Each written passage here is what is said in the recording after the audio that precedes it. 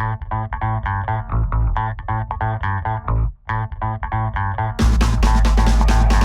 this is John Colo with OKRod.com. Today we have another exciting episode for you. And once again, I'm traveling. I travel a lot. I'm here in Anaheim, California. We're staying at the Sheraton Anaheim Hotel this time. And the reason for this episode is to let you guys know how to basically keep your fruit longer without refrigeration, you know? Like most hotels you stay at might have a dinky refrigerator nowhere near the size needed for a legitimate raw foodist, you know, that eats lots of fruits and vegetables. But I want to share with you guys some tips that I have found so that I can store my fruit longer and not have it spoil or go bad as fast, even without a refrigerator. So with that, let's go ahead and head inside the hotel room. So now let's go ahead and head into the hotel room and show you guys all the fruit that I'm eating this trip. Well, and then a little bit more. So this is not quite a normal hotel room. As you guys can see, we got mangoes in the drawers. We got cactus fruit out, tangerines, lemons, limes, grapefruits, you know, more grapefruits, apples, coconuts, bananas, more cactus fruits, lots of tomatoes. And then this is not even all my fruit. So yeah, this is not how much I eat on a vacation or on a trip down here at the Natural Products Expo West. Be sure to stay tuned for that video. It's gonna be a good one for the next 3 days, and then driving back to Las Vegas, and literally all the fruit here you're gonna see is gonna feed me for the next month. And we got it at the Los Angeles Wholesale Produce Terminal. Be sure to check my past episodes for an episode on, you know, my produce haul and all the stuff I got and for how much it was. This stuff was incredibly cheap, and that's why I'm doing this. I could save a lot of money by buying in bulk wholesale. But now I want to share with you guys how to store it, because even if you buy the stuff and it goes bad before you get to eat it, it's not really serving you. It's probably serving my compost pile, but not going to serve you. So here's my top 5 tips on how to store your fruits and some vegetables longer without refrigeration. Step number 1, you know, store it close to the ground as possible. So like all these things are on the ground, some are a little bit off the ground. But, you know, I think we're on a concrete slab here. Concrete slab, and then of course the carpet. And that's going to stay cooler, you know, warm air rises. So by the ground, it's colder, and with the colder temperature, the fruit is going to last longer. You know, it's not going to ripen as quicker. Now, if you want your bananas to ripen, you know, get a high, tall shelf and put it up really high, because heat rises, so it'll be warmer up there. So that's tip number 1. Tip number 2, we got to go over here. Tip number 2, if you got an AC unit in your room or wherever you're at, crank it all the way down. Now, you might freeze a little bit. This one, unfortunately, only goes down to 65. And we're going to turn on the fan on high, so we're running the air, but also we have the lowest temperature. You know, temperature is critical in storing different fruits and vegetables. You know, some fruits, many fruits will like it at 65 degrees, and it'll preserve it longer, but some fruits, it actually still may be too hot. You know, you shouldn't put all your fruits always in the fridge, because some fruits can be damaged. And actually, you know, let's go over to one of the cases to show you guys what I mean. For example, like on this case of coconuts, and actually many different fruits, if you get the whole case, you'll actually see, if you look closely, you'll find a temperature on there. You know, so these young coconuts here from Mexico should be stored at 40 degrees Fahrenheit. And every different fruit or vegetable is better stored best or worst at certain temperatures. So for example, many of you guys have fridges, and your fridge is usually set maybe around 40 degrees, plus or minus, you know, approximately. And, you know, at that temperature, something like an apple will store amazingly in the fridge. But if you take something like a tomato at the same time, put it in your fridge, it's far too cold for the tomato. You know, many people think that even cucumbers would be fine in the fridge, you know, because that's what you're supposed to do with cucumbers. But the cucumbers could get, you know, burned at 40 degrees or 36 degrees because it's too cold. I mean, same with the eggplants over here, right? The eggplants will get burned, they'll get a funky, mealy, you know, texture, and they're not going to be optimal inside the fridge. So, you know, optimally to store something like the cucumbers or the eggplants, you know, I would want to store it maybe around 50 degrees, you know. That'd be much better. And if you think about it, that only makes sense, right? One of the things I also encourage you guys to do is grow your own garden, grow your own foods, and leave the foods on the vine, out in nature, growing until you need to harvest it, right? Like if I had eggplants in my garden like I do every summer, I leave them on the plant, and if I want to eat one, I don't harvest them all and put them in my fridge. That's lame, man. That's what we have to do because we have grocery stores we buy food at and buy wholesale produce terminals. You know, in the garden you would pick it, come inside and use it as soon as you need it, and it would stay outside. And think about it. When do cucumbers and eggplants and things like tomatoes grow? They don't grow in the winter. No, no, no. They also don't like cold temperatures in your fridge. You know, the tomatoes will be out in the summertime, 80-degree weather. The cucumbers are out in the 80-degree weather. Same with the eggplants. Man, the eggplants thrive in 100-degree weather. That's why we should not store them too cold, they'll get burned. So, you know, store them in a nice temperature range that they're gonna like is definitely the best for them. So, you know, as a true raw foodist, you might need a couple fridges that are in different temperature ranges. So you can have a refrigerator that's like 36 to 40. You can have a refrigerator that's like 50 to 60 degrees, and maybe even have a fridge that's like 70 degrees, you know, or so, to control the temperature. And also important, what we're going to talk next is the humidity. Very important to control the humidity. I'm not really controlling the humidity in this environment other than not opening the window, and we have the fan on that's going to blow and circulate some air. You need to have the proper humidity, and once again, I can't say use this humidity, it's the best. You want to always dehumidify your air, or you want to add humidity to your air, right? I don't like generalizations in life, you know, no matter what it is. And just like, you know, that some fruits like lower humidity. You know, I know the cactus fruits, you know, they're used to growing in the desert in a low humidity climate. You know, they're going to store better in a low humid climate. I've had these guys store for up to a month, no problem, in a low humid environment. You know, some crops such as like, you know, oranges, if they're in high humidity, they're going to rot and spoil and mold and go bad faster. So that's another very good tip. You know, you may have to add humidity if you're in an arid climate, and actually subtract or take away some humidity if you're in somewhere where it's super humid. So I already kind of discussed about airflow. Now airflow is super important. We're in a hotel, we don't have like fans or anything, but we got the air conditioning unit that's blowing some air and kind of circulating some air, which is important.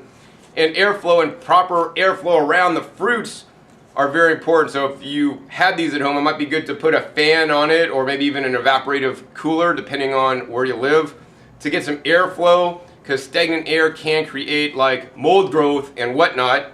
Another thing to do for air circulation besides blowing a fan is getting the fruit out of the boxes. So, you know, taking the fruit and, you know, getting little like trays like this. I like to get these for free at Costco. And you can just basically put your fruits in a box, and basically, instead of having them stacked like 4 up on top of each other, you want to have them single, you know, story. So like a ranch home, which is a 1 level, versus like a skyscraper, which would be 20 levels, right?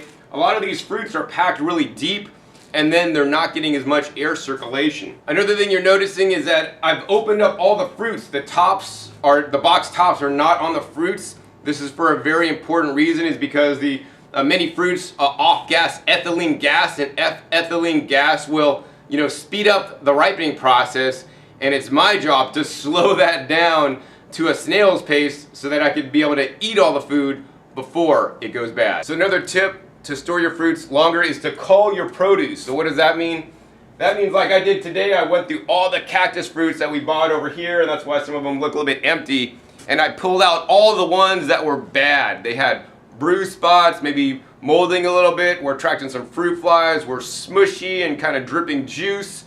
You want to pull all those out, because literally rot begots rot. So if I left those in there, they would just literally infect, the mold would infect the other cactus fruits, and then the whole batch would go bad. You ever hear the term, you know, whatever, one bad apple in the barrel of apples could cause them to all spoil? So you want to go through and, like, you know, if there's ones that are bruised like that, that's not optimal. You know, hey, pick that out, make it your next meal, and make sure you have all blemish-free fruit in there that you're going to be storing, so that they'll store longer instead of shorter. So while I do have the majority of my fruits actually out of the fridge, I did get an almost worthless fridge here in the room. And I want to encourage you guys, if you are staying at a hotel, you know, you might want to stay at a place that has like, you know, they're called suites, you know, or like they have partial kitchenettes with a full-size fridge and a kitchen you could actually make food at. I chose not to stay at one of those this time. But, you know, the fridges can be valuable, and I do encourage you guys, some fruits are better stored in the fridge than out. So I took the most valuable produce to me and put it inside the fridge. So let me show you guys what I got in the fridge. And because I overpacked the fridge, the door will not shut properly. So I actually had to use some kind of tape here to tape the door shut. Otherwise, it's just gonna pop open, you know, with an explosive force. So as you guys can see here, what I got inside the fridge, just tons of blueberries that were like $8 a case and organic strawberries. These things are ultra valuable and they spoil ultra fast. And that's my next topic that I want to really discuss with you guys. Now, when buying your fresh fruit, it's always best to buy fruit that has not previously been refrigerated. You know, just like I talked about, you know, the cucumbers and eggplants and tomatoes and things like bell peppers, right? They grow outside in the weather, in 80 degrees, in 90-degree weather in the summertime. That's when they grow. That's the temperature they like. Once you take those fruits and you take them, you know, out of their climate into the fridge, basically, for all practical purposes, they get damaged, you know, slightly. And now they've been accustomed to the cold and they're never the same. Many of you guys may have experienced this with tomatoes. You know, if you get tomatoes from the garden, they taste really good. Tomatoes from the store don't taste as good. One of the reasons, besides them being picked too early, besides maybe not growing high quality stuff, is because they've been fridged and the flavor changes. Besides the flavor changing in refrigerated produce, right, the storage ability goes down. So, you know, if you've never fridged your tomatoes, they're gonna last longer than tomatoes that have been picked, fridged, and then taken out of the fridge and left out of the fridge, right? So the berries have been fridged, so I'm putting them back in the fridge, and also the berries tend to spoil very quickly, you know, in room temperature. That being said, some produce also, you know, is more resilient to being stored out of the fridge. Like I mentioned, the cactus fruits and, you know, apples and oranges. Many of the fruits I got today are actually fairly well stored outside the fridge in general. So one of the things I wanted to share with you guys today really quick is, you know, I got a case of the green bananas, which are gonna ripen up, you know, probably within several weeks, so we'll be able to eat those. I also got a case of these bananas that are riper now. And this is what the fridge can do to your fruit. I know many of you guys have bought bananas that are like this before. And if you guys are paying full price for bananas like this, I would caution you guys against it. Have you guys ever seen the bananas that are kind of like, look gray? They don't look nice and vibrant and nice and yellow. And normally this could happen a lot of times in the winter. I don't see it too often in the summertime. But in the wintertime when the times are colder, basically this is known as fridge burn, not freezer burn, but fridge burn for the bananas. What happens when the bananas get too cold, like when they're fridged, because they shouldn't be stored that cold, basically there's an enzyme that basically causes them to turn this color, and then it stops the ripening process. So they're really not going to get more ripe than they are now. I mean, they're just not going to ripen properly. This is a good thing. Like in the case, we bought this case for a drastically discounted price of 40 pounds of organic bananas for $6, which I just couldn't pass up, even if they're not the best tasting bananas, because they are organic.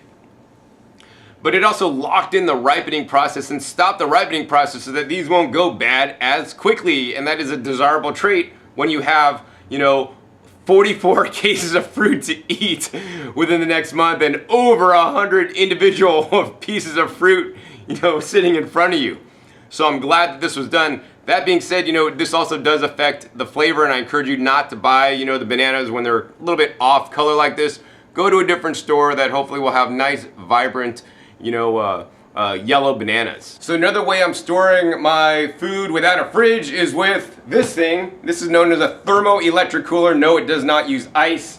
You know, this has a standard cigarette lighter plug, so you can actually travel with it, plug it in your car, which is quite convenient. And then they actually have a plug in the wall adapter that you can then plug this in, you know, in here. And so this is not a refrigerator. It only cools down like, I don't know, maybe a certain amount of degrees past the ambient air temperature. And if it's not the middle of the summer, these things work great. And in here, you know, you can store some fruit. I got actually an overabundance of the organic blueberries that were stored in here. In addition, you know, besides being a fruitarian like I am and I eat plenty of fruit, I also encourage you guys to, you know, really focus on your vegetables. So this is where I'm storing all the vegetables. And for the vegetables, I like to store them, you know, in the plastic bag so that they retain some of the moisture in general, the fruit should be removed from any plastic bags for storage because then they cannot breathe. And these are just, you know, a whole bunch of the different greens we're eating this trip. Got some bok choy, some spinach, some lettuce, and some cabbage leaves. So yeah, this is another viable option. I do have a specific video on the Thermo electric cooler. The cheapest place I've found to get that is actually Walmart. So that'll be the end of this video for storing your guys' fruits without a refrigerator and how to extend their life. It is really easy, and some fruits can definitely be stored longer than you may think, even without a refrigerator. I mean, if you think about it, what did they do like 100 years ago before they had refrigerators, right? Think about that for a minute. You know, we're all used to having these refrigerator appliances, you know. 100 years ago they didn't have them, and still, you know, they had plenty of food, and they learned the ways, the traditional ways to store their food. And there's a lot more ways that I've researched and learned to store things like vegetables and carrots and all these kind of things, even without a refrigerator. You know, that being said, I still believe it's always best to grow your own and pick it as you need it. So if you want to learn how to grow your own fruits and vegetables, be sure to check my other YouTube channel at growingyourgreens.com. If you like this video, please give me a thumbs up. I really enjoy making these, you know, nuts and bolts or how-to videos to how to be a better, you know, raw foodist or a person that eats more fruits and vegetables, how to save money buying wholesale and keeping it fresher longer. I also have another video on Produce Management 101. I'll put a link down below where I go over some storage tips as well. Also be sure to check my past episodes. I have over 400 episodes on this channel sharing with you guys how to get more fresh fruits and vegetables and eat a healthy, plant-based diet in your life. And lastly, be sure to subscribe if you're not already. I have new videos coming out every week on tips and tricks so that you can eat a healthier fruit and vegetable based diet. So once again, this is John Kohler with OKRaw.com. We'll see you next time, and until then, remember, keep eating your fresh fruits and vegetables. They're always the best. All right, this is John Kohler with OKRaw.com. Today I have another exciting episode for you, and where I'm at, I'm currently traveling here in Southern California. I'm going to be attending the 2015 Natural Products Expo West, and stay tuned to subscribe for my next video on the Natural Products Expo